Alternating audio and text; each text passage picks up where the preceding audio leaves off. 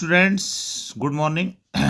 बच्चों, इसके पहले हमने जो वीडियो आपके लिए प्रोवाइड कराई थी उसमें मैंने आपको बताया था कि अफर्मेटिव सेंटेंस को निगेटिव सेंटेंस में हम कैसे कन्वर्ट करेंगे, कैसे चेंज करेंगे।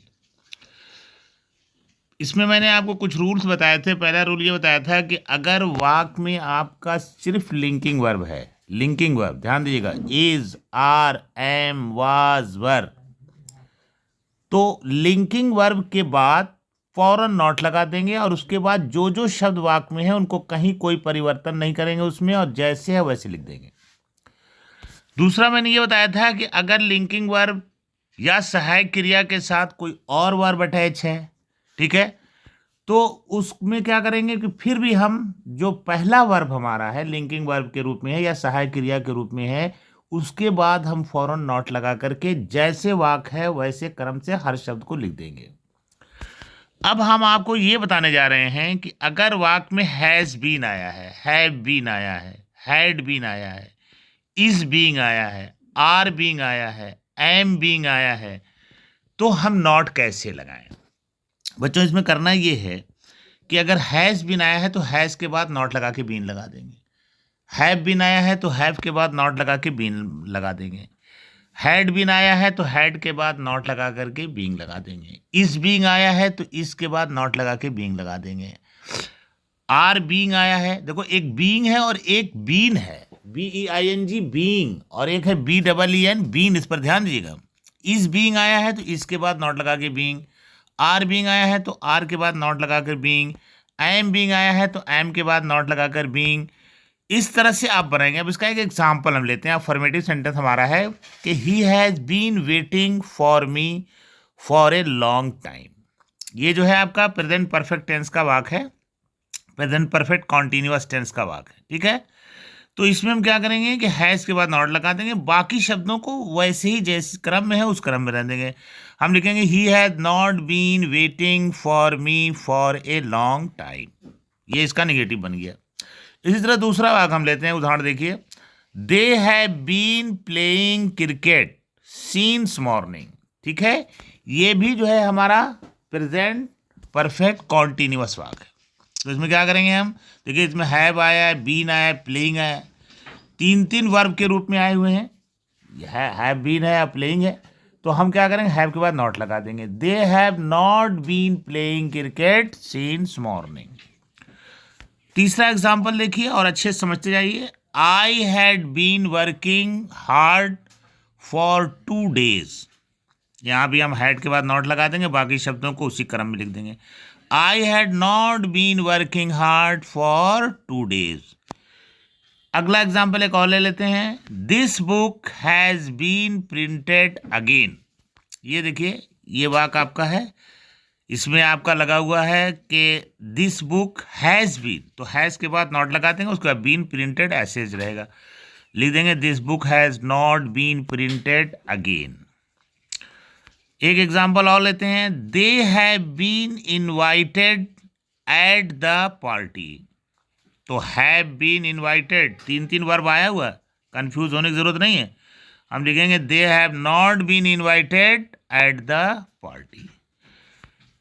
अगला example, the poor had been given alms. The poor had been given alms. इसको हम क्या करेंगे, the poor had not been given alms. अगला वाक्य है कि water is being served in the feast, ठीक है। तो इसको हम बनाएंगे इस तरह से कि water is not being, BEING, यहाँ बीइंग में बोल रहा हूं, water is not being served in the feast. अगला एग्जाम्पल देखिए, एक एग्जाम्पल और आपको मैं समझा रहा हूं। Trees are being planted by the road side. तो आर बीइंग प्लांटेड, तीन तीन वर्ब हैं, इसमें हम क्या लगाएंगे, trees are not being planted by the road side. और एग्जांपल देखिए, I am being helped by my friend, हो जाएगा I am not being helped by my friend. अगला देखिए, he was being insulted there, इसका हो जाएगा he was not being insulted there. और एक एग्जाम्पल और देख लें आप, अब हमारे समझ से हो सकता है आपको समझ में आ गया होगा। स्टेटस वर बीइंग डिस्ट्रॉयड, तो हो जाएगा statues were not being destroyed. तो बच्चों ये हो गया कि अगर has been, have been, had been, is being, are being या एम बीइंग इस तरह के वाक हों तो हम पहले वाले वर्ब के बाद हम नॉट लगा देते हैं। अब हमारे पास अगला रूल ये है कि अगर वाक में मॉडल ऑक्सिलरीज का यूज हुआ हो, जैसे can, could, may, might, shall, will, would, ought, should, must, might, इस तरह के वर्ड आए हों तो हम वहां पर उनका निगेटिव कैसे बनाएंगे। बच्चों ध्यान रखो कि उनका भी निगेटिव बिल्कुल ऐसे बनता है कि जो मॉडल आया होगा, मॉडल ऑक्सिलरीज जो आया होगा, जैसे विल आया हो, शैल आया हो, वुड आया हो, कैन आया हो, कुड आया हो, मे आया हो, माइट आया हो, ऑट आया हो, शुड आया हो, मस्ट आया हो, तो उसके बाद फौरन हम नॉट लगा करके निगेटिव वाक का निर्माण करेंगे। जैसे example, he will come tomorrow. अब यहाँ विल जो है मॉडल है, मॉडल ऑक्सिलरी है, विल के बाद नॉट लगा देंगे, लिखेंगे he will not come tomorrow. दूसरा एग्जांपल देखिए, शैल से है, you shall enter my room, shall के बाद नॉट लगा देंगे, you shall not enter my room. इसके बाद तीसरा एग्जांपल है, he will be taking food. यहाँ पर हम क्या करेंगे, यहाँ पर विल है, बी है, टेकिंग है, लेकिन विल के बाद नॉट लगाएंगे, ही will not B taking food. इसके बाद से है, आई शैल बी बाइंग फ्रूट, शैल भी आया है, वर्ब है, बी भी है, बाइंग भी है, लेकिन शैल के बाद लगाएंगे, I shall not be buying fruits. इसके बाद आपका आया है कि she will be loved by all, ठीक है, तो विल बी लव्ड तीनों वर्ब है, लेकिन हम विल के बाद लगाएंगे, बाकी को जैसे क्रम में है वैसे लिख देंगे, she will not be loved by all. इसके बाद है कि I shall be given the prize, यहाँ आप लिखेंगे कि I shall not be given the prize. He will have done the work, इसका हो जाएगा कि he will not have done the work.